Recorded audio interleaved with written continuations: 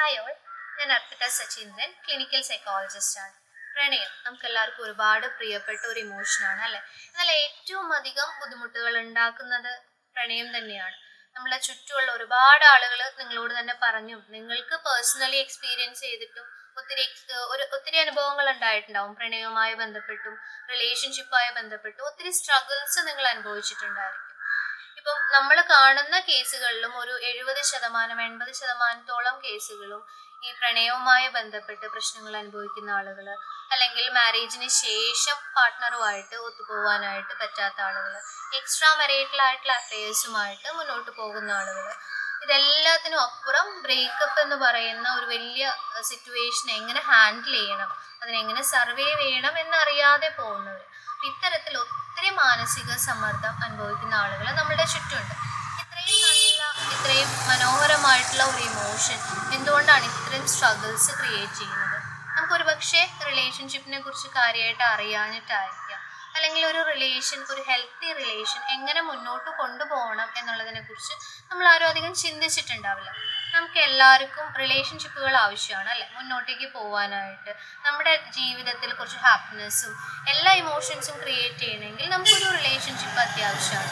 പക്ഷെ ഒരു ഹെൽത്തി ആയിട്ടുള്ള റിലേഷൻഷിപ്പ് അല്ല എങ്കിൽ അത്രത്തോളം നമ്മൾ ജീവിതത്തിൽ ബുദ്ധിമുട്ടുകൾ അനുഭവിക്കുകയും ചെയ്യും. ഒരു ഹെൽത്തി റിലേഷൻഷിപ്പിന് ഒരു 3-4 സ്റ്റേജസ് ആയിട്ടൊക്കെ നമുക്ക് തരംതിരിക്കാം. ഇതിൽ ആദ്യത്തെ ഒരു സ്റ്റേജ് എന്ന് പറയുന്നത് റിലേഷൻഷിപ്പ് ഫോർമേഷൻ തന്നെയാണ്. അതായത് നമുക്ക് ഒരാളോട് ഒരു ഇഷ്ടം തോന്നുന്നു. സൈക്കോളജിക്കലായിട്ട് പറയുകയാണെങ്കിൽ ഒരു പാഷൻ അവിടെ ക്രിയേറ്റ് ചെയ്യപ്പെടാണ്. പാഷൻ എന്ന് പറഞ്ഞാൽ ആളുടെ അപ്പിയറൻസിലാവാം, അതായത് കാണാനുള്ള എന്തെങ്കിലും ട്രേറ്റ്സിലാവാം, അല്ലെങ്കിൽ ക്യാരക്ടറിലാവാം.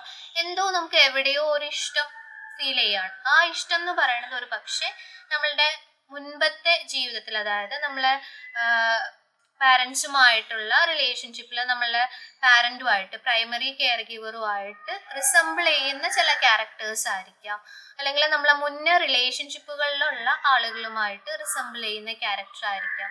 അതുമല്ലെങ്കിൽ നമ്മളൊരു പാർട്ട്ണർ കൺസെപ്റ്റിൽ വരുന്ന ഒരു ക്യാരക്ടർ ആയിരിക്കാം, അല്ലെങ്കിൽ എന്തെങ്കിലും അപ്പിയറൻസ് ആവാം. ഈ രീതിയിൽ നമുക്ക് ഒരാളോട് ഒരു പാഷൻ തോന്നുകയാണ്, തിരിച്ച് ഇങ്ങോട്ടേക്കും മ്യൂച്വലി ഒരു പാഷൻ തോന്നുകയാണ്. ഈ പാഷനാണ് പലപ്പോഴും ഒരു റിലേഷനിലേക്ക് ലീഡ് ചെയ്യുന്നത്. എന്നാൽ ഈ റിലേഷൻ ഫോം ചെയ്ത് കഴിഞ്ഞാൽ അത് തീരുമോ? ഇല്ലല്ലോ. നമുക്കൊരു റിലേഷൻഷിപ്പ് മുന്നോട്ടേക്ക് കൊണ്ടുപോകണം എന്നുണ്ടെങ്കിൽ വളരെ ക്ലിയർ ആയിട്ടുള്ള ഒരു കമ്മ്യൂണിക്കേഷൻ, വളരെ ക്ലിയർ ആയിട്ട് നമ്മൾ പറയുകയാണെങ്കിൽ നല്ല സുഹൃത്തുക്കളായിരിക്കണം, നല്ല ഫ്രണ്ട്സ് ആയിരിക്കണം റിലേഷൻഷിപ്പിലുള്ളവർ.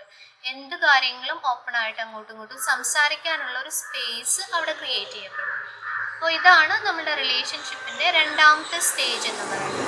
വളരെ ഓപ്പൺ ആയിട്ട് നമ്മൾ സംസാരിക്കുക, നമ്മളുടെ ഇഷ്ടങ്ങൾ സംസാരിക്കുക, നമ്മളുടെ ആഗ്രഹങ്ങൾ സംസാരിക്കുക, നമ്മളുടെ പ്രശ്നങ്ങളെ കുറിച്ച് പറയുക. അപ്പോൾ തിരിച്ചും അത് റിസീവ് ചെയ്യുന്നുണ്ട്, ആൾ മനസ്സിലാക്കുന്നുണ്ട്, നമ്മളുടെ കൂടെ നിൽക്കുന്നുണ്ട് എന്ന് നമുക്ക് തോന്നുന്ന ഒരു സ്റ്റേജാണ്. അപ്പോൾ ഈ ഒരു ഇൻറ്റിമസി അവിടെ ക്രിയേറ്റ് ചെയ്യപ്പെടുമ്പോൾ തന്നെ നമുക്ക് ഒത്തിരി ബുദ്ധിമുട്ടുകൾ അല്ലെങ്കിൽ ഒത്തിരി പ്രശ്നങ്ങൾ റിലേഷൻഷിപ്പിൽ തരണം ചെയ്യാനായിട്ട് പറ്റും. എന്നാൽ ഈ ഇൻറ്റിമസിയിൽ കമ്മ്യൂണിക്കേഷൻ മാത്രമല്ല, ഇമോഷണൽ സേഫ്റ്റി എന്ന് പറയുന്ന ഒരു കാര്യം വളരെ ഇമ്പോർട്ടൻ്റ് ആണ്. നമ്മൾ പല കേസുകളും കാണുന്ന സമയത്ത് പല പാർട്ട്നേഴ്സും പറഞ്ഞിട്ടുള്ളൊരു കാര്യമാണ്, എനിക്ക് വേറെ പ്രശ്നങ്ങളൊന്നുമില്ല, എന്നെ മനസ്സിലാക്കുന്നുണ്ട് എന്ന് തോന്നുന്നു, എനിക്ക് ആവശ്യമുള്ളതൊക്കെ പ്രൊവൈഡ് ചെയ്യുന്നുണ്ട്, ഞങ്ങളുടെ ലൈഫ് വളരെ കുഴപ്പമില്ലാണ്ടാണ് പോകുന്നത്, പക്ഷേ എനിക്കൊട്ടും ഇമോഷണൽ ആവാനായിട്ടുള്ളൊരു ഫ്രീഡം അവിടെ വരുന്നില്ല. ഞാൻ ടെൻഷൻ അടിക്കുമ്പോൾ അല്ലെങ്കിൽ ഞാൻ വിഷമിക്കുന്ന സമയത്ത് ഞാൻ വല്ലാതെ ജഡ്ജ് ചെയ്യപ്പെടുന്നുണ്ട്. അപ്പം ഇത്തരം ഒരു ഘട്ടം വരുമ്പം എനിക്ക് ഫേക്ക് ചെയ്യേണ്ടി വരുന്നു. അതായത് ഞാൻ വിഷമിക്കുന്നത് അല്ലെങ്കിൽ ടെൻഷൻ അടിക്കുന്ന കാര്യങ്ങളൊക്കെ ഞാൻ ഹൈഡ് ചെയ്ത് വെക്കേണ്ടി വരുന്നു. എൻ്റെ നെഗറ്റീവ് ആയിട്ടുള്ള ഇമോഷൻസ്, എൻ്റെ വീക്ക്നെസ് ഒന്നും എനിക്ക് എൻ്റെ പാർട്ട്ണറിൻ്റെ അടുത്ത് പറയാനായിട്ട് പറ്റുന്നില്ല എന്നുള്ളത്. അപ്പോൾ ഇത് ഒരു ഇമോഷണലി സേഫ് ആയിട്ടുള്ള റിലേഷൻഷിപ്പ് അല്ല നിങ്ങൾക്ക് നിങ്ങളുടെ പാർട്ട്ണറിനോടുള്ളത് എന്നുള്ളതാണ് കാണിക്കുന്നത്. ഇമോഷണലി സേഫ് ആയിട്ടുള്ള ഒരു റിലേഷൻഷിപ്പിൽ നമുക്ക് നമ്മളെ വാല്യൂ ചെയ്യുന്നതായിട്ട് തോന്നും, നമ്മുടെ പാർട്ട്ണർ അണ്ടർസ്റ്റാൻഡ് ചെയ്യുന്നതായിട്ട്, ഇമോഷണലി ആണെങ്കിലും നമ്മളുടെ തോട്ട്സ് ആണെങ്കിലും അവർ മനസ്സിലാക്കുന്നതായിട്ട് തോന്നും. ഒരു ജഡ്ജ്മെൻറ്റോ കാര്യങ്ങളോ അവിടെ ഉണ്ടാവില്ല. അപ്പം നമുക്ക് ഈവൻ എത്ര നെഗറ്റീവ് ഇമോഷൻസ് ആണെങ്കിലും വളരെ ഫ്രീ ആയിട്ട് നമ്മളുടെ പാർട്ട്ണറിൻ്റെ അടുത്ത് എക്സ്പ്രസ് ചെയ്യാൻ പറ്റും. അത് തന്നെയാണ് ഇമോഷണൽ സേഫ്റ്റിയുടെ ഏറ്റവും മെയിൻ ആയിട്ടുള്ള കാര്യം. നമ്മളായിട്ട് അംഗീകരിക്കുക എന്ന് പറയുന്ന ഒരു കാര്യമുണ്ടല്ലോ. അപ്പം ഇത് തന്നെയാണ് പല റിലേഷൻഷിപ്പിലും ലാക്കിംഗ് ആയിട്ട് വരുന്ന ഒന്ന്. അപ്പം ഇതെല്ലാം ഫോം ചെയ്യുന്നത് റിലേഷൻഷിപ്പിന്റെ ഈ സെക്കൻഡ് സ്റ്റേജിൽ, അതായത് ഇന്റിമസി സ്റ്റേജിലാണ്. നിങ്ങളും പാർട്ട്ണറുമായിട്ട് ഒരു ഫ്രണ്ട്ഷിപ്പ് ക്രിയേറ്റ് ചെയ്യപ്പെടുമ്പോൾ തന്നെയാണ് ഈ ഇമോഷണൽ സേഫ്റ്റി ഫീൽ ചെയ്യുന്നത്. ഇമോഷണലി സേഫ് ആയിട്ടുള്ള ഒരു റിലേഷൻഷിപ്പ് എങ്ങനെ ബിൽഡ് ചെയ്യാം എന്ന് നമുക്ക് നോക്കാം. അതിന് ഏറ്റവും ആദ്യം വേണ്ടത് നമ്മൾ ബൗണ്ടറീസ് സെറ്റ് ചെയ്യാന്നുള്ളതാണ്. നമ്മുടെ സെക്ഷുവൽ റിലേഷൻഷിപ്പിലാണെങ്കിലും ഫിനാൻഷ്യൽ ആയിട്ടുള്ള കാര്യങ്ങളിലാണെങ്കിലും സോഷ്യൽ ആയിട്ടുള്ള കാര്യങ്ങളിലാണെങ്കിലും നമ്മൾ എന്താണ് ഉദ്ദേശിക്കുന്നത് എന്നുള്ളത് വളരെ ക്ലിയർ ആയിട്ട് നമ്മുടെ പാർട്ട്ണറിന് മനസ്സിലാവും. ആ രീതിയിൽ ബൗണ്ടറീസ് സെറ്റ് ചെയ്ത് കഴിഞ്ഞാൽ ആ ബൗണ്ടറീസിനെ നമ്മുടെ പാർട്ട്ണറിന് അണ്ടർസ്റ്റാൻഡ് ചെയ്യാനായിട്ട് സാധിച്ചു കഴിഞ്ഞാൽ വളരെ ഇമോഷണലി സേഫ് ആയിട്ട് നിങ്ങൾക്ക് ഈ റിലേഷൻ മുന്നോട്ട് കൊണ്ടുപോകാനായിട്ട് പറ്റും. കുറച്ച് ഉദാഹരണങ്ങൾ പറഞ്ഞാൽ, നിങ്ങൾ വാല്യൂ ചെയ്യുന്ന കാര്യങ്ങൾ ഏതൊക്കെയാണ്, അതിനെ വാല്യൂ ചെയ്യുക, അതിനൊരിക്കലും ഡിവാല്യൂ ചെയ്യാതിരിക്കുക എന്നുള്ളത് നിങ്ങൾക്ക് പറയാനായിട്ട് സാധിക്കും. നിങ്ങൾക്ക് എപ്പോഴൊക്കെയാണ് പേഴ്സണൽ സ്പേസ് ആവശ്യം, നിങ്ങൾക്ക് എന്തൊക്കെ കാര്യങ്ങളിലാണ് പേഴ്സണൽ സ്പേസ് ആവശ്യം എന്നുള്ളത് വളരെ ക്ലിയർ ആയിട്ട് നിങ്ങളുടെ പാർട്ട്ണറുമായിട്ട് കമ്മ്യൂണിക്കേറ്റ് ചെയ്യേണ്ടതുണ്ട്. നിങ്ങൾക്ക് എപ്പോഴൊക്കെയാണ് ടുഗദർ ആയിട്ടുള്ള സ്പേസ് ആവശ്യം, ടുഗദർ ആയിട്ടുള്ള സ്പേസിൽ നിങ്ങൾ എന്തൊക്കെയാണ് ചെയ്യാനായിട്ട് ആഗ്രഹിക്കുന്നത്, ഈ രീതിയിൽ വളരെ ക്ലിയർ ആയിട്ടുള്ള ബൗണ്ടറീസും നിങ്ങളുടെ ആഗ്രഹങ്ങളും നിങ്ങളുടെ പാർട്ട്ണറിന്റെ അടുത്തേക്ക് കമ്മ്യൂണിക്കേറ്റ് ചെയ്യേണ്ടതുണ്ട്. ഇത്തരത്തിൽ കമ്മ്യൂണിക്കേറ്റ് ചെയ്യുകയാണെങ്കിൽ നിങ്ങൾക്ക് വളരെ ഇമോഷണലി സേഫ് ആയിട്ട് നിങ്ങളുടെ പാർട്ട്ണറിന്റെ അടുത്ത് ഫീൽ ചെയ്യാനായിട്ട് തുടങ്ങും. മറ്റൊരു കാര്യം എന്ന് പറയുന്നത്, നമ്മൾ പാർട്ട്ണറിന്റെ അടുത്ത് ഒരു ആക്റ്റീവ് ലിസണർ ആവുക എന്നുള്ളതാണ്. നമ്മുടെ പാർട്ട്ണർ നമ്മളുടെ അടുത്ത് കാര്യങ്ങൾ സംസാരിക്കുന്ന സമയത്ത് നമ്മൾ അതിനോട് കേൾക്കുന്നുണ്ട്, നമ്മൾ അതിനോട് വളരെ ഇൻട്രസ്റ്റഡ് ആണ് എന്ന് നമ്മൾ പാർട്ട്ണറിനെ ബോധ്യപ്പെടുത്തേണ്ടതുണ്ട്. അപ്പം ഒരു ആക്റ്റീവ് ലിസണിങ്ങിൽ നിങ്ങൾക്കറിയാം, നിങ്ങൾ ഒരാള് ഒരു കാര്യം സംസാരിക്കുന്ന സമയത്ത് നമ്മൾ ബാക്കി എല്ലാ ഡിസ്ട്രാക്ഷൻസും എടുത്തു വെച്ച് ഐ കോണ്ടാക്ട് മെയിൻറ്റെയിൻ ചെയ്യുക എന്നുള്ളതാണ് ആദ്യത്തെ കാര്യം. ആ പേഴ്സന്റെ മുഖത്തേക്ക് നമ്മൾ നോക്കണം. അയാളുടെ പ്രശ്നങ്ങൾ നമ്മൾ ഇമോഷണൽ ആയിട്ടുള്ള കാര്യങ്ങളാണെങ്കിൽ അതേ ഇമോഷനോട് കൂടി നമ്മൾ റിസീവ് ചെയ്യുകയാണ് എന്ന് ആ പാർട്ട്ണറിന് തോന്നണം. അതുപോലെ തന്നെ നമ്മൾ ഇടയ്ക്ക് ആ പാർട്ട്ണർ സംസാരിക്കുന്നതിന്റെ ഇടയ്ക്ക് ക്ലാരിഫിക്കേഷൻസ് ചോദിക്കാം, നമ്മൾക്ക് വരുന്ന സംശയങ്ങളും നമ്മളുടെ സജഷൻസും നമുക്ക് പറയാം. അപ്പം ഈ രീതിയിൽ ഒരു ആക്റ്റീവ് ലിസണർ ആവാനായിട്ട് സാധിച്ചു കഴിഞ്ഞാൽ നിങ്ങളുടെ പാർട്ട്ണർ ഇപ്പൊ എത്ര വലിയ ഇമോഷണൽ ആയിട്ടുള്ള സിറ്റുവേഷനിലാണെങ്കിൽ പോലും അതിനെ നിങ്ങൾക്കൊന്ന് കംഫർട്ട് ചെയ്യാനായിട്ട് അല്ലെങ്കിൽ ഒരു ഇമോഷണലി ഒരു സേഫ് ആയിട്ടുള്ള ഒരു സ്പേസ് ആ റിലേഷൻഷിപ്പിൽ ക്രിയേറ്റ് ചെയ്യാനായിട്ട് സാധിക്കും. മറ്റൊന്ന് എന്ന് പറയുന്നത് നിങ്ങളുടെ നോൺ വെർബൽ ആയിട്ടുള്ള കമ്മ്യൂണിക്കേഷൻ ആണ്. നമ്മൾ പലപ്പോഴും ശ്രദ്ധിക്കാതെ പോകുന്ന ഒരു കാര്യം എന്ന് പറയുന്നത്, നമ്മൾ ഒരാളുടെ അടുത്ത് സംസാരിക്കുന്ന സമയത്ത് ആ പേഴ്സന്റെ അടുത്ത് നമ്മൾ ഇന്ററാക്ട് ചെയ്യുമ്പോൾ നമ്മുടെ ബോഡി ലാംഗ്വേജ് എങ്ങനെയാണ് പോകുന്നത്, നമ്മുടെ ഫേഷ്യൽ എക്സ്പ്രഷൻ എങ്ങനെയാണ് പോകുന്നത്, നമ്മൾ ആ പേഴ്സണോട് ജഡ്ജ് ചെയ്യുന്നത് പോലെ അയാൾക്ക് ഫീൽ ചെയ്യുന്നുണ്ട്. ഇതൊന്നും നമ്മൾ ആരും അധികം ബോധർ ചെയ്യുന്ന കാര്യങ്ങളല്ല. പക്ഷെ ഇത് വളരെ ഇമ്പോർട്ടന്റ് ആണ് ഒരു റിലേഷൻഷിപ്പിൽ. പ്രത്യേകിച്ച് ഇമോഷണൽ ആയിട്ടുള്ള ഒരു കാര്യം നമ്മുടെ പാർട്ട്ണർ നമ്മളോട് സംസാരിക്കുന്ന സമയത്ത് ആ രീതിയിൽ അതിനെ ലിസൺ ചെയ്യുകയും അതിനെ വാല്യൂ ചെയ്യുകയും ചെയ്യുന്ന രീതിയിലുള്ള ഒരു ബോഡി ലാംഗ്വേജ് നമ്മൾ ക്രിയേറ്റ് ചെയ്യേണ്ടത്. നമ്മളെല്ലാവരും ശ്രദ്ധിക്കേണ്ട ഒരു കാര്യം നമ്മുടെ ബോഡി ലാംഗ്വേജ് ആണ്. പറ്റുവാണെങ്കിൽ കുറച്ചുകൂടി ഇമോഷണലി സേഫ് ആയിട്ടുള്ള രീതിയിൽ വാലിഡേറ്റ് ചെയ്യുന്ന രീതിയിൽ നിങ്ങളുടെ ബോഡി ലാംഗ്വേജ് നിങ്ങൾ മാറ്റേണ്ടതുണ്ട്. മറ്റൊരു കാര്യം ട്രാൻസ്പെറൻസിയാണ്, അതായത് ഒരു തുറന്നു പറച്ചിലാണ്. നമ്മളുടെ എല്ലാവരുടെയും ഒരു റിലേഷൻഷിപ്പിന്റെ ഒരു ഘട്ടത്തിൽ എത്തുമ്പോൾ അങ്ങോട്ടേക്കും ഇങ്ങോട്ടേക്കും ചെറിയ സംശയങ്ങളും ചെറിയ ചെറിയ മറച്ചു വെക്കലുകളും ഒക്കെ സാധാരണമാണ്. പക്ഷെ ഇതില്ലാതെ വളരെ ട്രാൻസ്പെറന്റ് ആയിട്ട് നിങ്ങൾക്ക് നിങ്ങളുടെ റിലേഷൻ കൊണ്ടുപോകാൻ സാധിക്കുകയാണെങ്കിൽ അത് ഒത്തിരി ഹെൽത്തി ആയിരിക്കും. ഇമോഷണലി ഒരുപാട് അത് പാർട്ട്ണറിനെ ആണെങ്കിലും നിങ്ങളെ ആണെങ്കിലും ഇവൻ നിങ്ങളുടെ റിലേഷൻഷിപ്പിനെ ആണെങ്കിലും ഒരുപാട് ഹെൽപ്പ് ചെയ്യും. അപ്പൊ ഈ രീതിയിലെല്ലാം നമ്മൾ നമ്മളുടെ പാർട്ട്ണറിന്റെ അടുത്ത് ബിഹേവ് ചെയ്യാൻ തുടങ്ങിക്കഴിഞ്ഞാൽ നമ്മുടെ പാർട്ട്ണറിന് കുറച്ചുകൂടി ഇമോഷണലി സേഫ് ആയിട്ടുള്ള ഒരു എൻവയോൺമെന്റ് ആയിട്ട് നമുക്ക് നമ്മുടെ റിലേഷൻഷിപ്പ് ഫീൽ ചെയ്യും. ഞാൻ നേരത്തെ പറഞ്ഞതുപോലെ ഒരു ഹോം എൻവയോൺമെന്റ്, നമ്മുടെ ഒരു വീട് പോലെ അല്ലെങ്കിൽ നമ്മുടെ ഒരു സ്വന്തം പോലെ നമുക്ക് കാര്യങ്ങൾ എക്സ്പ്രസ് ചെയ്യാൻ പറ്റുന്ന ഒരിടം എന്നുള്ളതാണ് എല്ലാ ഹെൽത്തി റിലേഷൻഷിപ്പിലും ഏറ്റവും ഇമ്പോർട്ടന്റ് ആയിട്ടുള്ളത്. അപ്പം ഞാൻ നേരത്തെ പറഞ്ഞതുപോലെ ഒരു റിലേഷൻഷിപ്പ് ഫോം ചെയ്താൽ മാത്രം പോരാ, അത് മുന്നോട്ട് കൊണ്ടുപോകണമെങ്കിൽ ഇത്തരത്തിലുള്ള ഇമോഷണൽ ആയിട്ടുള്ള വാലിഡേഷൻസും അതുപോലെ തന്നെ പരസ്പരമുള്ള കമ്മ്യൂണിക്കേഷൻസും വളരെ ഇമ്പോർട്ടന്റ് ആണ്. നിങ്ങൾ എല്ലാവരും തന്നെ റിലേഷൻഷിപ്പുകളിൽ ഒരുപാട് പ്രശ്നം ഫേസ് ചെയ്യുന്ന ആളുകളായിരിക്കും. ഒത്തിരി ബുദ്ധിമുട്ടുകൾ പാർട്ട്ണറുമായിട്ട് ചിലപ്പം ചില ക്ലാഷുകൾ ഉണ്ടാവാം, ചില ബുദ്ധിമുട്ടുകൾ ഉണ്ടാവാം. പക്ഷെ എന്ത് തന്നെയാണെങ്കിലും അത് നമുക്ക് കമ്മ്യൂണിക്കേറ്റ് ചെയ്യാനായിട്ടുള്ള ഒരു സ്പേസ് റിലേഷൻഷിപ്പിൽ ആവശ്യമാണ്. നമുക്ക് എന്താണ് ഫീൽ ചെയ്യുന്നതെന്നും നമുക്ക് എന്താണ് ചിന്തകൾ വരുന്നതെന്നും നമുക്ക് പാർട്ട്ണറിന്റെ അടുത്തേക്ക് പറയാനും തിരിച്ച് പാർട്ട്ണറിന്റെ ഒരു ഇമോഷൻസും ആളുടെ തോട്ട്സും ഒക്കെ നമുക്ക് കേൾക്കാനും പറ്റിക്കഴിഞ്ഞാൽ അത് വളരെ ഫ്രീ ആയിട്ട് ആ റിലേഷൻഷിപ്പ് മുന്നോട്ട് പോകും. പക്ഷെ പല ആൾക്കാരും റിലേഷൻഷിപ്പുകളിൽ ഇത്തരം സിറ്റുവേഷൻസ് വരുമ്പോൾ അതിൽ നിന്ന് ഒളിച്ചോടാറാണ് ചെയ്യാറ്. ഇതാണ് നമ്മളുടെ റിലേഷൻഷിപ്പിന്റെ ഒരു മൂന്നാമത്തെ സ്റ്റേജ് എന്ന് പറയുന്നത്. അതായത് റിലേഷൻ ഫോം ചെയ്തു, വളരെയധികം അങ്ങോട്ടും ഇങ്ങോട്ടും ഒരു ഇഷ്ടത്തിലാണ് പോകുന്നത്, ഇമോഷണലി അങ്ങോട്ടും ഇങ്ങോട്ടും വാലിഡേറ്റ് ചെയ്യുന്നുണ്ട്, നമ്മൾ അങ്ങോട്ടും ഇങ്ങോട്ടും അപ്രീഷിയേറ്റ് ചെയ്യുന്നുണ്ട്. അങ്ങനെ മുന്നോട്ടേക്ക് പോകുമ്പോൾ ക്രൈസിസുകൾ വരും, ചെറിയ ചെറിയ കോൺഫ്ലിക്റ്റുകൾ വരും, ചെറിയ ചെറിയ മിസ്മാച്ചസ് വരും.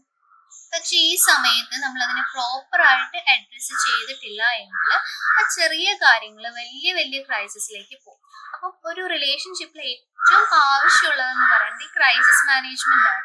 പരസ്പരം ഉണ്ടാവുന്ന ഈ മിസ്മാച്ചസിനെ അങ്ങോട്ടും ഇങ്ങോട്ടും പറഞ്ഞ് റെഡിയാക്കുക, നമുക്കത് എങ്ങനെയാണ് മുന്നോട്ട് കൊണ്ടുപോകാൻ പറ്റുക എന്നുള്ളത് പരസ്പരം നിങ്ങൾക്ക് പാർട്ട്ണറിനും നിങ്ങൾക്ക് മനസ്സിലാവുകയാണെങ്കിൽ അതൊരു ഹെൽത്തി റിലേഷൻ ആയിട്ട് മുന്നോട്ട് പോകും. അപ്പൊ മിക്ക റിലേഷൻഷിപ്പുകൾ അല്ലെങ്കിൽ മിക്ക പ്രണയങ്ങളും ഈവൻ മാരീഡ് ലൈഫിൽ ഉണ്ടാവുന്ന റിലേഷൻഷിപ്പുകളൊക്കെ ആണെങ്കിൽ തന്നെയും നിന്ന് പോകുന്നത് അല്ലെങ്കിൽ ഒരു ബ്രേക്ക് ആവുന്ന ഒരു സ്റ്റേജ് എന്ന് പറയുന്നത് ഈ ക്രൈസിസ് ആണ്. കാരണം ഒരു റിലേഷൻ ഫോം ചെയ്യുന്ന സമയത്ത് നമുക്കറിയാം നമ്മൾ ഏറ്റവും പോസിറ്റീവ് ആയിട്ടുള്ള ഒരു സൈഡ് ആയിരിക്കും നമ്മുടെ പാർട്ട്ണറിനെ കാണിക്കുക. പിന്നീട് മുന്നോട്ട് പോകുമ്പോഴും നമ്മൾ ആളെ അപ്രീഷിയേറ്റ് ചെയ്യുകയും സർപ്രൈസസ് കൊടുക്കുകയും അങ്ങനെ മാക്സിമം ഹാപ്പി ആയിട്ട് നിർത്താനായിട്ട് ശ്രമിക്കുന്നുണ്ട്. പക്ഷെ കുറച്ച് കഴിയുമ്പോൾ, ഒരു ഘട്ടം കഴിഞ്ഞു കഴിയുമ്പോൾ ക്രൈസിസുകൾ വന്നു തുടങ്ങും. അതായത് നമുക്ക് തോന്നുകയാണ് നമ്മളിൽ നിന്ന് ഒരുപാട് ഡിഫറെന്റ് ആണ് നമ്മളുടെ പാർട്ട്ണർ, നമുക്ക് ആക്സെപ്റ്റ് ചെയ്യാൻ പറ്റാത്ത ഒരുപാട് ക്യാരക്ടേഴ്സ് നമ്മുടെ പാർട്ട്ണറിനുണ്ട്, നമുക്കത് ഒട്ടും മുന്നോട്ടേക്ക് പോവാനായിട്ട് പറ്റുന്നില്ല. ഇങ്ങനെയൊക്കെ വരുന്ന കണ്ടീഷൻസിൽ നമുക്ക് ഇത് മുന്നോട്ടേക്ക് പോവില്ല, അത് ശരിയാവില്ല എന്നൊക്കെയുള്ള ഒരു തോന്നലാണ് വരുന്നത്. അപ്പൊ ഈ സമയമാണ് ശരിക്കും റിലേഷൻഷിപ്പിന്റെ ഏറ്റവും ക്രൂഷ്യൽ ആയിട്ടുള്ള പോയിന്റ്.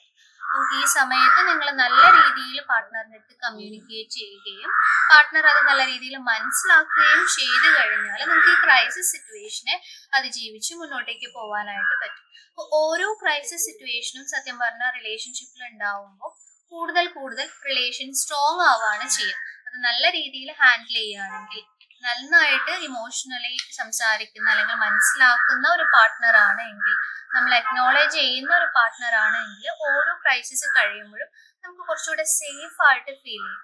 നമ്മളെ ഇതിലൂടെ മനസ്സിലാക്കുന്ന ഒരാളാണല്ലോ, എന്ത് പ്രശ്നം ഉണ്ടെങ്കിലും നമ്മളെ കൂടെ നിൽക്കുന്ന ഒരാളാണല്ലോ, എന്ത് കാര്യങ്ങളും കമ്മ്യൂണിക്കേറ്റ് ചെയ്യുന്ന ഒരാളാണല്ലോ എന്നുള്ളൊരു സേഫ് ഫീലിംഗ് തോന്നും.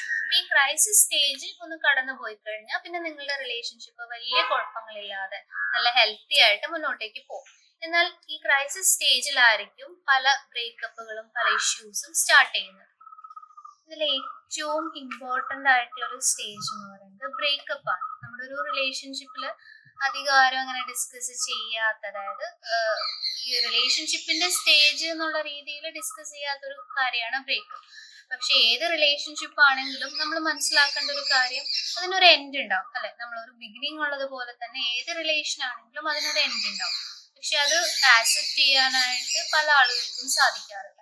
അപ്പം ഇത്രയും നാള് നമ്മൾ ഒരുപാട് ഇഷ്ടപ്പെട്ടിരുന്ന, ഒരുപാട് വാല്യൂ ചെയ്തിരുന്ന ഒരാള് പെട്ടെന്ന് ഇപ്പൊ നമ്മൾ കേട്ടിട്ടില്ലേ തേപ്പുകാരി അല്ലെങ്കിൽ തേപ്പുകാരൻ എന്നൊക്കെ ഉള്ള ഒരു ടേമില്, അതായത് വളരെ ഇഷ്ടപ്പെട്ടിരുന്ന ഒരാള് പെട്ടെന്ന് ചീറ്റ് ചെയ്തു തന്നെ, അയാൾ എന്നെ ഇട്ടിട്ട് പോയി അല്ലെങ്കിൽ അയാൾ എന്നെ കൺസിഡർ ചെയ്തില്ല, ഇങ്ങനെ ഒത്തിരി നെഗറ്റീവായിട്ട് നമ്മൾ ഒരാളെ കുറിച്ച് സംസാരിക്കേണ്ടത്. അത് സത്യം പറഞ്ഞാൽ നമ്മളുടെ തന്നെ പ്രശ്നമാണ് എന്ന് പലപ്പോഴും നമ്മൾ ആക്സെപ്റ്റ് ചെയ്യുന്നില്ല. അതായത് ഒരു ബ്രേക്കപ്പ് എന്ന് പറയുന്നത് ഒരു റിലേഷൻഷിപ്പിൽ നോർമലി സംഭവിക്കുന്ന ഒരു സ്റ്റേജ് ആണ്. പക്ഷെ അതിനെ വളരെ ഹെൽത്തി ആയിട്ട് ആക്സെപ്റ്റ് ചെയ്യാനായിട്ട് അല്ലെങ്കിൽ അതിനെ ഓവർകം ചെയ്യാനായിട്ട് മിക്കവാറും ആളുകൾക്ക് സാധിക്കാറില്ല. ഇപ്പൊ അടുത്ത് തന്നെ പല മീഡിയാസിലും അല്ലെങ്കിൽ പല ഫിലിമുകളിലും ഒക്കെ വളരെ ഹെൽത്തി ആയിട്ടുള്ള റിലേഷൻഷിപ്പ് ബ്രേക്കപ്പുകളെ കുറിച്ചിട്ട് ഡിസ്കസ് ചെയ്തിട്ടുണ്ട്. അതൊക്കെ വളരെ നല്ല മാറ്റങ്ങളായിട്ടാണ് നമ്മൾ കാണുന്നത്.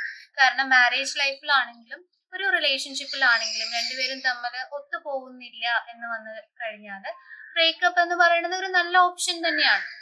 നിങ്ങൾ തമ്മിൽ പരസ്പരം മുന്നോട്ടേക്ക് പോകുന്നില്ല, നിങ്ങൾ അത്രത്തോളം ശ്രമിച്ചു, പക്ഷെ നിങ്ങളുടെ രണ്ടുപേരുടെയും ഗോളുകളും നിങ്ങളുടെ ഡയറക്ഷൻസും നിങ്ങളുടെ വാല്യൂസും ഒക്കെ ഡിഫറെന്റ് ആണ്. പരസ്പരം അങ്ങോട്ടേക്കും ഇങ്ങോട്ടേക്കും പ്രശ്നങ്ങൾ മാത്രമേ ഈ റിലേഷൻഷിപ്പ് ഉണ്ടാക്കുന്നുള്ളൂ. അങ്ങനെ വരികയാണെങ്കിൽ നമ്മളത് കണ്ടിന്യൂ ചെയ്യേണ്ട ആവശ്യമില്ലല്ലോ.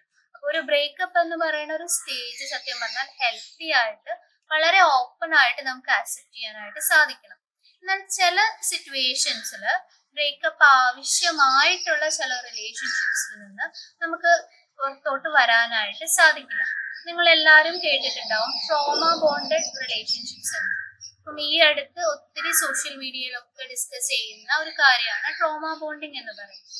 അതായത് ഒരാൾക്ക് അയാളെ അബ്യൂസ് ചെയ്യുന്ന, അയാൾക്കറിയാം അയാളെ വളരെ ക്ലിയർ ആയിട്ട് നെഗറ്റീവായിട്ട് ബാധിക്കുന്ന ഒരു പാർട്ട്ണറാണ്, എപ്പോഴും ഇമോഷണലി ആണെങ്കിലും ഫിസിക്കലി ആണെങ്കിലും അയാളെ അബ്യൂസ് ചെയ്യുന്ന ഒരു പാർട്ട്ണറാണ്. പക്ഷെ ആ പാർട്ട്ണറിനെ വിട്ടുപോകാനായിട്ട് പറ്റില്ല. ആ പാർട്ട്ണറിനോട് ഒരു വല്ലാത്ത ഡിപ്പെൻഡൻസി ഫോം ചെയ്യും. അതാണ് ട്രോമ ബോണ്ടഡ് റിലേഷൻഷിപ്സ് എന്ന് പറയുന്നത്. അപ്പം ഇത്തരത്തില് ട്രോമ ബോണ്ടഡ് ആയിട്ടുള്ള പല റിലേഷൻഷിപ്പുകളും ബ്രേക്കപ്പ് പോലും ചെയ്യാൻ സാധിക്കാതെ സെൽഫായിട്ട് നമ്മളെ മാക്സിമം വാല്യൂസും സെൽഫായിട്ട് മാക്സിമം അവർ സാക്രിഫൈസ് ചെയ്തിട്ട് ഒരു സ്റ്റേജിലെത്തി ഒരു ഡിപ്രഷനോ അല്ലെങ്കിൽ ഒരു ആങ്സൈറ്റിയോ ഒരു പ്രശ്നങ്ങളൊക്കെ ആയിട്ട് നമ്മളുടെ മുന്നിലേക്ക് വരുന്ന ആൾക്കാരാണ് അധികവും ഞാൻ കണ്ടിട്ടുള്ളത്. അപ്പം ഇത്തരത്തിലെ ബ്രേക്കപ്പിനെയും വളരെ ഹെൽത്തി ആയിട്ട് പലപ്പോഴും നമുക്ക് എടുക്കേണ്ടി വരും എന്ന് ഞാൻ പറയാനുള്ള കാരണം ട്രോമ ബോണ്ടഡ് ആയിട്ടുള്ള റിലേഷൻഷിപ്സ് ആണ്. ഈ ട്രോമ ബോണ്ടഡ് റിലേഷൻഷിപ്സിൽ സംഭവിക്കുന്ന കാര്യം, നിങ്ങളിപ്പോ ഒരു ട്രോമ ബോണ്ടഡ് റിലേഷനിലാണെങ്കിൽ നിങ്ങൾ ഒരാളെ അബ്യൂസ് ചെയ്യുന്നുണ്ടെങ്കിൽ നിങ്ങൾ ആദ്യം തന്നെ അയാൾ ഒരിക്കലും അബ്യൂസ് ചെയ്യുന്നുണ്ട് എന്നുള്ളത് നിങ്ങൾ തുറന്ന് സംസാരിക്കില്ല. അപ്പൊ നിങ്ങളുടെ ചുറ്റുമുള്ള നിങ്ങളുടെ സുഹൃത്തുക്കൾ എല്ലാവരും ചിലപ്പോൾ പറയുന്നുണ്ടാവാം, നിങ്ങൾ ഇമോഷണലി ഈ ആള് വളരെയധികം ബുദ്ധിമുട്ടിക്കുന്നുണ്ട്, നിങ്ങൾ ഇമോഷണലി ഡ്രെയിൻ ചെയ്യുന്നുണ്ട്, അല്ലെങ്കിൽ ഫിസിക്കലി ബുദ്ധിമുട്ടിക്കുന്നുണ്ട്, പ്രശ്നങ്ങളുണ്ട് എന്ന് പറയുമ്പോൾ പോലും ഇല്ല അത് സ്നേഹം കൊണ്ടായിരിക്കും, ആളുടെ വേ ഓഫ് ലവ് അങ്ങനെയായിരിക്കും ആൾ എക്സ്പ്രസ് ചെയ്യുന്നത്. ഈ രീതിയിലെല്ലാം നമ്മുടെ പാർട്ട്ണറിനെ മാക്സിമം ജസ്റ്റിഫൈ ചെയ്യാനാണ് നമ്മളെല്ലാവരും ശ്രമിക്കാറ്. അതുപോലെ തന്നെ ഇങ്ങനെ ട്രോമ ബോണ്ടഡ് റിലേഷനിലേക്ക് വരുമ്പോൾ നമ്മൾ ബാക്കി നമ്മളുടെ അടുത്ത് ഈ ഒപ്പോസ് ചെയ്യുന്ന ആൾക്കാരിൽ നിന്നെല്ലാം ഐസൊലേറ്റഡ് ആയിട്ട് ഈ പാർട്ട്ണറിലേക്ക് മാത്രമായിട്ട് ചുരുങ്ങും. അപ്പൊ ഗ്രാജുവലി ഒരു ഡിപ്പെൻഡൻസി ഈ പാർട്ട്ണറിൽ ക്രിയേറ്റ് ചെയ്യപ്പെടും. നമുക്ക് വേറൊരു സോഷ്യൽ സർക്കിളും ഇല്ല, വേറെ ആരോടും നമുക്ക് ഇതിനെ കുറിച്ച് സംസാരിക്കാനായിട്ട് സാധിക്കില്ല. ആകെ അറ്റാച്ച്ഡ് ആയിട്ട് വരുന്നത് ആ പാർട്ട്ണർ മാത്രമായിരിക്കും. അപ്പൊ അങ്ങനെ വരുന്ന സമയത്ത് കംപ്ലീറ്റ്ലി നമ്മൾ അയാളെ എത്ര അബ്യൂസ് ചെയ്തിട്ടുണ്ടെങ്കിൽ പോലും നമ്മൾ അയാളുടെ മാക്സിമം അറ്റാച്ച്ഡ് ആയിട്ട് ശ്രമിക്കും. ഇത്തരത്തിലൊരു ട്രോമ ബോണ്ടഡ് റിലേഷൻഷിപ്പിൽ നമ്മൾ കടന്നു പോകുന്നുണ്ട്, അല്ലെങ്കിൽ നമ്മുടെ റിലേഷൻഷിപ്പ് ഒരു ട്രോമ ബോണ്ടഡ് റിലേഷൻ ആണ് എന്ന് നമ്മൾ എങ്ങനെയാ തിരിച്ചറിയുക? അതിന് കുറച്ച് സ്റ്റേജസ് ഉണ്ട്. ഈ ട്രോമ ബോണ്ടഡ് റിലേഷൻഷിപ്പിന് കുറച്ച് സ്റ്റേജസ് ഉണ്ട്. അപ്പോൾ ഇതിൽ ഏറ്റവും ആദ്യത്തെ സ്റ്റേജ് എന്ന് പറയുന്നത് നമ്മളൊരു റിലേഷനിലേക്ക് ഫോളോ ചെയ്യുന്ന അല്ലെങ്കിൽ ഒരു റിലേഷൻ ഫോം ചെയ്യുന്ന ഒരു സ്റ്റേജ് എന്ന് പറയുന്നത്. അപ്പം ആ സ്റ്റേജിനെ നമ്മൾ ലവ് ബോംബിങ് എന്ന് പറയാം. അതായത് അത്രത്തോളം ഇമോഷൻസ്, അത്രത്തോളം ഇഷ്ടം ഒരാൾ പാർട്ട്ണർ നമ്മളുടെ അടുത്ത് പ്രകടിപ്പിക്കുകയും നമ്മൾ ആ ഒരു പ്രണയത്തിന്റെ ഉള്ളിലേക്ക് അത്രത്തോളം ഡിപ്പെൻഡന്റ് ആവുകയും ചെയ്യുന്ന ഒരു സ്റ്റേജാണത്. അപ്പം അത്രയും പാഷനും അത്രയും ഇഷ്ടവും നമ്മളുടെ അടുത്ത് പാർട്ട്ണർ എക്സ്പ്രസ് ചെയ്യാനായിട്ട് തുടങ്ങും. പക്ഷെ ഗ്രാജുവലി ഇതിന്റെ ഒരു രണ്ടാമത്തെ സ്റ്റേജ് എന്ന് പറയുന്നത് നമ്മളുടെ ട്രസ്റ്റും ഇന്റിമസിയും ഒക്കെ ഗെയിൻ ചെയ്യുക എന്ന് പറയുന്നതാണ്. ഇതിന് വേണ്ടിയിട്ട് നമ്മൾ എന്താവശ്യപ്പെട്ടാലും അല്ലെങ്കിൽ നമ്മളുടെ ആഗ്രഹങ്ങൾ എന്താണെങ്കിലും നമ്മളുടെ ഇഷ്ടങ്ങൾ എന്താണെങ്കിലും ഒരു 100% എന്നുള്ള രീതിയിലായിരിക്കും ആ സമയത്തൊക്കെ പാർട്ട്ണർ നമ്മുടെ കൂടെ നിൽക്കുക, നമ്മളെല്ലാ കാര്യങ്ങളും ആക്സെപ്റ്റ് ചെയ്യും. അപ്പം നമുക്ക് തോന്നും ഓക്കെ, ഇത്രത്തോളം ആക്സെപ്റ്റഡ് ആയിട്ടുള്ള, ഇത്രത്തോളം എന്നെ ഇഷ്ടപ്പെടുന്ന ഒരു റിലേഷൻ ആണല്ലോ, വളരെ ഹെൽത്തി ആയിട്ടുള്ള ഒരു റിലേഷൻ ആണ്, നമുക്ക് എന്തും എക്സ്പ്രസ് ചെയ്യാനായിട്ട് പറ്റും. ഈ ഒരു സ്റ്റേജ് ഒക്കെ ആയിരിക്കും ഒരു സെക്കൻഡ് സ്റ്റേജ് എന്ന് പറയുന്നത്. സെക്കൻഡ് സ്റ്റേജ് വരെ എല്ലാം വളരെ കംഫർട്ടബിൾ ആയിട്ടായിരിക്കും പോവുക. പിന്നെ മൂന്നാമത്തെ ഒരു സ്റ്റേജ് എന്ന് പറയുന്നത് ക്രിറ്റിസിസംസ് ആണ്. അതായത് നമ്മൾ പതുക്കെ പാർട്ട്ണർ നമ്മൾ ക്രിട്ടിസൈസ് ചെയ്യാനായിട്ട് തുടങ്ങും. ചില നമ്മളുടെ ക്യാരക്ടേഴ്സ് ആയിരിക്കാം, ചിലപ്പോൾ നമ്മുടെ കമ്മ്യൂണിക്കേഷൻ ആയിരിക്കാം, ചില കാര്യങ്ങളിൽ ഇല്ല നിങ്ങൾ ചെയ്യുന്നതിൽ എന്തോ ഒരു പ്രശ്നം ഉണ്ടല്ലോ, ഇത് എന്നെ ബുദ്ധിമുട്ടിക്കുന്നുണ്ട്, അല്ലെങ്കിൽ ഇത് ശരിയല്ലല്ലോ, ഇത് നിങ്ങളുടെ തെറ്റാണല്ലോ എന്നുള്ള രീതിയിലൊക്കെ പതുക്കെ പാർട്ട്ണറെ ക്രിട്ടിസൈസ് ചെയ്യാനായിട്ട് തുടങ്ങും. അപ്പൊ ഈ സ്റ്റേജിൽ നിന്നാണ് നമുക്കൊരു നെഗറ്റിവിറ്റി ഫീൽ വരുന്നത്. സ്വാഭാവികമായിട്ടും ഇത്രയും പാഷനേറ്റ് ആയിട്ട് ഇത്രയും നല്ല ഒരു റിലേഷനിൽ ക്രിറ്റിസിസംസ് വരുമ്പോൾ കോൺഫ്ലിക്റ്റുകൾ വരുമല്ലോ അവിടെ. ഈ കോൺഫ്ലിക്ട്സ് വരുന്ന സമയത്ത് അടുത്ത ഒരു സ്റ്റേജ്, അതായത് ഗ്യാസ് ലൈറ്റിംഗ്, നിങ്ങൾ എല്ലാവരും കേട്ടിട്ടുണ്ടാവും. ഗ്യാസ് ലൈറ്റിംഗ് എന്ന് പറയുന്ന ഒരു സ്റ്റേജ് വരും. അതായത് എല്ലാ പ്രശ്നങ്ങളുടെയും കാരണം നമ്മളാണ്, എല്ലാത്തിൻ്റെയും ഫോൾട്ട് നമ്മളാണ് എന്നുള്ള രീതിയിലേക്ക് പാർട്ട്ണർ സംസാരിക്കാനായിട്ട് തുടങ്ങും. അപ്പം ആ പാർട്ട്ണർ ഒരു രീതിയിലുള്ള ഒരു റെസ്പോൺസിബിലിറ്റി എടുക്കുക അല്ലെങ്കിൽ ആളുടെ തെറ്റാണെന്ന് സമ്മതിക്കാത്ത ഒരു രീതിയിലേക്ക് കാര്യങ്ങൾ ക്രിയേറ്റ് ചെയ്യും. ഈ ഗ്യാസ് ലൈറ്റിംഗ് സ്റ്റേജിലൂടെ കടന്നു പോകുമ്പോഴാണ് പല ആളുകളും ഡിപ്രഷനിലേക്കും ആങ്സൈറ്റിയിലേക്കും ഒക്കെ സ്കിപ്പായി പോകും. ഇതിന് ശേഷമുള്ള ഒരു സ്റ്റേജ് എന്ന് പറയുന്നത് സബ്മിഷൻ സ്റ്റേജാണ്. സബ്മിഷൻ സ്റ്റേജിൽ നമ്മൾ തന്നെ അങ്ങോട്ട് ആക്സെപ്റ്റ് ചെയ്യാണ്. ഓക്കെ, ഇനിയിപ്പം നമ്മൾ ചിലപ്പോൾ പ്രശ്നമായിരിക്കാം, നമ്മളുടെ ക്യാരക്ടർ ആയിരിക്കാം പ്രശ്നം, അല്ലെങ്കിൽ നമ്മളെ കമ്മ്യൂണിക്കേഷൻ ആയിരിക്കാം പ്രശ്നം. അപ്പം പിന്നെ സൈലന്റ് ആയിട്ട് ഇരുന്നാൽ ആള് പറയണതെല്ലാം അംഗീകരിച്ചാൽ പിന്നെ പ്രശ്നമില്ലല്ലോ. അപ്പൊ പാർട്ട്ണറിൻ്റെതായിട്ടുള്ള രീതിക്ക് പാർട്ട്ണറിൻ്റെതായിട്ടുള്ള ഇഷ്ടങ്ങളിലേക്ക് പതുക്കെ റിലേഷൻഷിപ്പ് ചുരുങ്ങും. അപ്പൊ പാർട്ട്ണർ പറയുന്ന രീതിയിലേക്ക് എല്ലാം ചെയ്യാനായിട്ട് തുടങ്ങും. നമ്മൾ കംപ്ലീറ്റ്ലി ഒരു സബ്മിഷൻ സ്റ്റേജിലേക്ക് പോകും. നമുക്ക് തോന്നും ഓക്കെ നമ്മൾ ഫൈറ്റ് ചെയ്യുന്നത് കൊണ്ട് അല്ലെങ്കിൽ നമ്മളുടെ ഒരു പ്രശ്നം കൊണ്ടാണ് ഇത്രയും ബുദ്ധിമുട്ടുകൾ ഉണ്ടാവുന്നത്. കാരണം ഒരു കോൺഫ്ലിക്റ്റ് ഉണ്ടായി ആ കോൺഫ്ലിക്റ്റിന് ശേഷം ഒരുപക്ഷെ നിങ്ങളുടെ പാർട്ട്ണർ വളരെ ഒരു പ്രശ്നമില്ലാത്ത രീതിയിലായിരിക്കും നിങ്ങളോട് കമ്മ്യൂണിക്കേറ്റ് ചെയ്യുന്നത്. അപ്പൊ നിങ്ങൾക്ക് തോന്നും കോൺഫ്ലിക്റ്റ് ആയിരിക്കും ചിലപ്പോൾ പ്രശ്നം. അപ്പൊ ഈ കോൺഫ്ലിക്റ്റ് ഇല്ലാണ്ടിരിക്കാൻ നമുക്ക് എന്ത് ചെയ്യാൻ പറ്റും? അപ്പൊ സൈലന്റ് ആയിട്ടിരിക്കാനേ പറ്റത്തുള്ളൂ. അപ്പൊ ഈ രീതിയിൽ നിങ്ങൾ ഒരു സബ്മിഷൻ സ്റ്റേജിലേക്ക് പോവാണ് ചെയ്യുന്നത്. എന്നിട്ട് കംപ്ലീറ്റ്ലി, അതായത് ലാസ്റ്റ് സ്റ്റേജ് എന്ന് പറയുന്നത് നമ്മൾ കംപ്ലീറ്റ്ലി ഈ അബ്യൂസീവ് ആയിട്ടുള്ള ഒരു സൈക്കിളിൽ അങ്ങ് പെടുകയാണ്. അതായത് പാർട്ട്ണറിനെ എപ്പോഴൊക്കെ നമ്മൾ അബ്യൂസ് ചെയ്യണം എന്ന് തോന്നുന്നു അപ്പോഴൊക്കെ ആൾ അബ്യൂസ് ചെയ്യുകയും ആ അബ്യൂസ് ചെയ്യുന്നത് നിങ്ങളുടെ തെറ്റുകൊണ്ടാണ് അല്ലെങ്കിൽ നിങ്ങൾക്ക് എന്തോ കുറവുള്ളത് കൊണ്ടാണെന്ന് നിങ്ങളെ ബോധ്യപ്പെടുത്തുകയും എന്നാൽ തുടർന്ന് പിന്നീട് സ്നേഹം കാണിക്കുകയും ചെയ്യും. അപ്പം ഇതൊരു നമുക്കൊട്ടും ബ്രേക്ക് ചെയ്യാൻ പറ്റാത്തൊരു സൈക്കിളിലേക്ക് പോകും. നമ്മൾ കംപ്ലീറ്റ്ലി പാർട്ട്ണറിൻ്റെ അടുത്ത് ഡിപ്പെൻഡൻ്റ് ആവും. അപ്പം നമ്മൾ എല്ലാ രീതിയിലും നമ്മുടെ സെൽഫ് വാല്യൂം കാര്യങ്ങളെല്ലാം കളഞ്ഞ് കംപ്ലീറ്റ്ലി ആ റിലേഷൻഷിപ്പിന് വേണ്ടി മാത്രം നിൽക്കും. നിങ്ങൾക്ക് എന്തെങ്കിലും ഇമോഷണൽ ഒരു ഗെയിൻ ഉണ്ടാവുന്നുണ്ടോ എന്ന് ചോദിച്ചാൽ ഉണ്ടാവില്ല. നിങ്ങൾ കംപ്ലീറ്റ്ലി ഡിസ്റ്റർബ്ഡ് ആയിരിക്കും. നിങ്ങളുടെ എല്ലാ മേഖലകളിലും, വർക്കിലാണെങ്കിലും മറ്റ് റിലേഷൻഷിപ്പുകളിലെല്ലാം ഇത് റിഫ്ലക്റ്റ് ചെയ്യാനായിട്ട് തുടങ്ങും.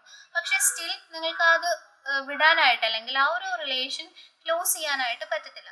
അത്രത്തോളം ഒരു ടോക്സിക് റിലേഷൻ എന്നൊക്കെ നമ്മൾ കേട്ടിട്ടുണ്ടാവും അല്ലെ? അത്രത്തോളം ഒരു ടോക്സിക് ആയിട്ടുള്ള രീതിയിലേക്ക് നമ്മുടെ റിലേഷൻഷിപ്പ് പോകും. അപ്പം ഇതാണ് ട്രോമ ബോണ്ടഡ് ആയിട്ടുള്ള റിലേഷൻഷിപ്പ്. അപ്പം ഇത്തരത്തിൽ റിലേഷൻഷിപ്പ് സ്ട്രെസ് എക്സ്പീരിയൻസ് ചെയ്യുന്ന ആളുകളാണെങ്കിൽ ഉറപ്പായിട്ടും ബ്രേക്കപ്പ് എന്ന് പറയുന്നത് അവർക്ക് പോസിറ്റീവ് ആയിട്ടുള്ള ഒരു കാര്യമായിട്ട് അവർ ആക്സെപ്റ്റ് ചെയ്യും. അപ്പം നമ്മൾ ഒരു ബ്രേക്കപ്പ് എന്ന് പറയുന്ന ഒരു സ്റ്റേജിനെ ഒരു റിലേഷൻഷിപ്പ് ഒരിക്കലും എന്താ പറയുക ലൈഫ് ലോങ് അല്ലെങ്കിൽ നമ്മുടെ ഡെത്ത് വരെ നമ്മൾ പറയാറുണ്ട്, നമ്മൾ ഒരാളുടെ ഇഷ്ടപ്പെട്ട് കഴിഞ്ഞാൽ അയാൾ നമ്മുടെ ഡെത്ത് വരെ ഉണ്ടാവണം, അത്രയും അറ്റാച്ച്ഡ് ആവണം എന്ന് പറയാറുണ്ട്. പക്ഷെ ഒരിക്കലും ഒരു റിലേഷൻഷിപ്പ് അത്രത്തോളം ഒക്കെ നീണ്ടു നിൽക്കും എന്ന് തോന്നുന്നുണ്ടോ? എവിടെയെങ്കിലും വെച്ച് ഇതുപോലുള്ള ക്രൈസിസ് സിറ്റുവേഷൻസ് വരും, ബ്രേക്ക് ആവേണ്ടതായിട്ടുള്ള സിറ്റുവേഷൻസ് വരും. അങ്ങനെ വരുവാണെങ്കിൽ തന്നെ അതിനെ ആക്സെപ്റ്റ് ചെയ്യണം. അപ്പൊ സ്വാഭാവികമായിട്ടും ഒരു റിലേഷൻ ആദ്യം തന്നെ ഫോം ചെയ്യുമ്പോൾ തന്നെ നിങ്ങളുടെ പാർട്ട്ണറിൻ്റെ അടുത്ത് ക്ലിയർ ആയിട്ട് എൻക്വയർ ചെയ്യുക. ആൾ ഉദ്ദേശിക്കുന്നത് ഒരു ടെമ്പററി റിലേഷൻ ആണോ അതോ ഒരു ലോങ് ടേം റിലേഷൻ ആണോ, അത് ഏത് വാല്യൂ വരെ പോവാം അല്ലെങ്കിൽ ഏത് ബൗണ്ടറി വരെ പോവാം, അതെല്ലാം നമ്മൾ ക്ലിയർ ആയിട്ട് മനസ്സിലാക്കി സെറ്റ് ചെയ്യും. അപ്പോൾ പിന്നെ ഈ ബ്രേക്കപ്പിൻ്റെതായിട്ടുള്ള ഒരു ഡിഫിക്കൽട്ടി നമുക്ക് ഫീൽ ചെയ്യില്ല. ഇനി ഇൻ കേസ് ഒരു റിലേഷൻ ബ്രേക്ക് ആവാണ്, നമ്മുടെ പാർട്ട്ണർ പറയുകയാണോ നമുക്കത് മുന്നോട്ടേക്ക് പോകാൻ പറ്റില്ല, നമുക്കിത് ബ്രേക്ക് ചെയ്യാം എന്ന് പറയുമ്പോൾ ഒരിക്കലും നമ്മളതിൽ ഹാങ് ചെയ്യാതെ ഇരിക്കാം. കാരണം നമ്മളുടെ അടുത്ത് ഒരാൾ പറയാണ് നമുക്കിനി മുന്നോട്ടേക്ക് പോകാൻ പറ്റില്ല എന്ന് പറയുമ്പോൾ ഏറ്റവും നല്ലത് നമ്മളുടെ സെൽഫ് റെസ്പെക്റ്റ് നമ്മൾ മനസ്സിലാക്കിക്കൊണ്ട് അതിൽ നിന്ന് പിന്നോട്ടേക്ക് പോവുക എന്നുള്ളതാണ്. നിങ്ങൾ എപ്പോഴും ആലോചിക്കേണ്ട ഒരു കാര്യം എന്ന് പറയുന്നത്, നിങ്ങൾക്ക് ആ റിലേഷൻഷിപ്പ് തുടങ്ങുന്നതിന് മുൻപും നിങ്ങൾ ജീവിച്ചിരുന്നു അല്ലെ? ആ ഒരു പേഴ്സൺ നിങ്ങളുടെ ലൈഫിലേക്ക് വരുന്നതിന് മുമ്പും നിങ്ങൾ ജീവിച്ചിരുന്നു.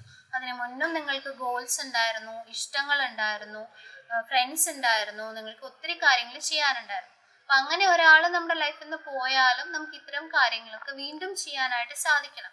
ഒരുപക്ഷെ കുറച്ച് സ്ട്രഗിൾ ഉണ്ടാവാം, കുറച്ച് ബുദ്ധിമുട്ടുകൾ ഉണ്ടാവാം, പക്ഷെ അത് എത്രയും പെട്ടെന്ന് നമ്മൾ ആക്സെപ്റ്റ് ചെയ്ത് റിക്കവർ ചെയ്തിട്ട് പഴയൊരു ലൈഫിലേക്ക് തിരിച്ചു പോവുക എന്നുള്ളതാണ് ഏറ്റവും നല്ലൊരു കാര്യം. അപ്പം റിലേഷൻഷിപ്പുകളെ കുറിച്ചിട്ട് ഒത്തിരി നിങ്ങൾ ഒരുപാട് വീഡിയോസോ അല്ലെങ്കിൽ ഒരുപാട് വായിച്ചിട്ടൊക്കെ ഉണ്ടായിരിക്കാം. അപ്പം അത് വായിച്ച കാര്യങ്ങൾ അല്ലെങ്കിൽ നിങ്ങൾ വീഡിയോസിൽ കാണുന്ന കാര്യങ്ങൾ നിങ്ങളുടെ ലൈഫിലേക്കൊന്ന് പ്രാക്ടീസ് ചെയ്യാനായിട്ട് നോക്കുക. നിങ്ങൾ നിങ്ങളുടെ റിലേഷൻഷിപ്പിനെ ഒന്ന് ഇവാലുവേറ്റ് ചെയ്യുക. ഞാൻ പറഞ്ഞ ഈ സ്റ്റേജുകളിൽ ഏത് സ്റ്റേജിലാണ് നിങ്ങളുടെ റിലേഷൻഷിപ്പ് നിൽക്കുന്നത്, അല്ലെങ്കിൽ നിങ്ങൾ എങ്ങനെയാണ് ഒരു റിലേഷൻ ഫോം ചെയ്യാൻ പോവുകയാണോ ബ്രേക്ക് ചെയ്യാൻ പോവുകയാണോ, അപ്പോൾ ഏത് സ്റ്റേജിലാണ് നിൽക്കുന്നത്, അത് ഏറ്റവും ഹെൽത്തി ആയിട്ട് നമുക്ക് എങ്ങനെ മുന്നോട്ടേക്ക് കൊണ്ടുപോകാം എന്നുള്ള കാര്യങ്ങളെക്കുറിച്ച് ആലോചിക്കുക, അതിന് വേണ്ടിയിട്ട് വർക്ക് ചെയ്യും. ഓക്കെ, അപ്പോൾ റിലേഷൻഷിപ്പ് റിലേറ്റഡ് ആയിട്ടുള്ള മറ്റൊരു വീഡിയോ ആയിട്ട് നമുക്ക് വീണ്ടും കാണാം. Thank you.